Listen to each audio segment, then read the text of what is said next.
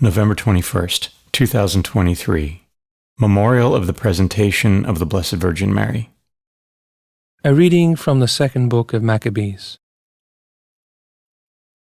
Eleazar, one of the foremost scribes, a man of advanced age and noble appearance, was being forced to open his mouth to eat pork.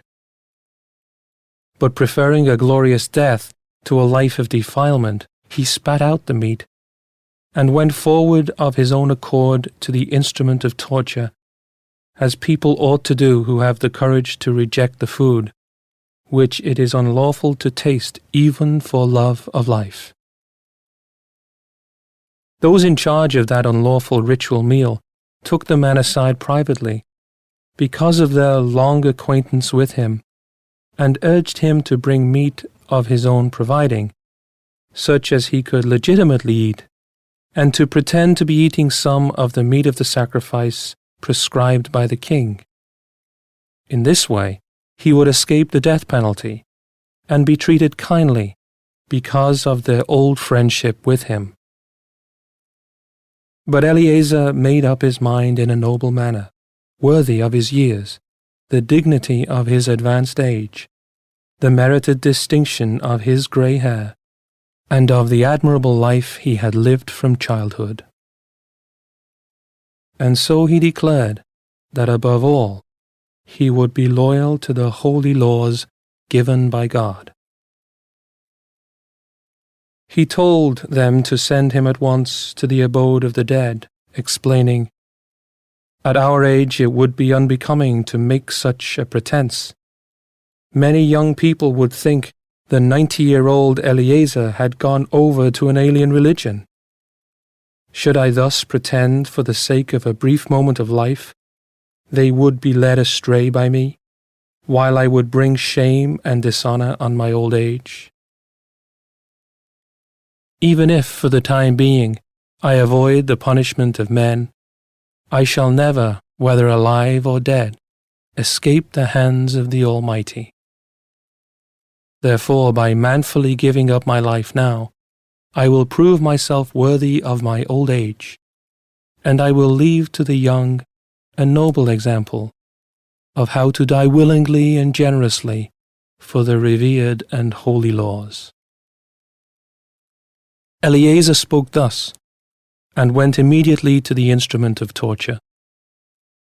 Those who shortly before had been kindly disposed now became hostile toward him, because what he had said seemed to them utter madness.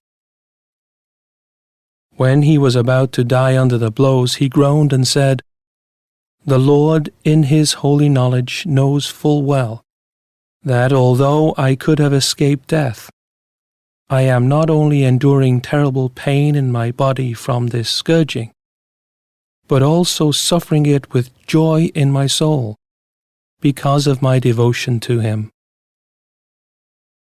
This is how he died, leaving in his death a model of courage and an unforgettable example of virtue, not only for the young, but for the whole nation. The Word of the Lord. The responsorial psalm. The response is, "The Lord upholds me." O Lord, how many are my adversaries? Many rise up against me. Many are saying of me, "There is no salvation for him in God." The Lord upholds me. But you, O Lord, are my shield, my glory. You lift up my head. When I call out to the Lord, he answers me from his holy mountain.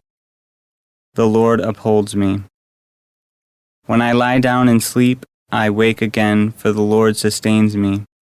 I fear not the myriads of people arrayed against me on every side. The Lord upholds me. A reading from the Holy Gospel according to Luke. At that time, Jesus came to Jericho and intended to pass through the town.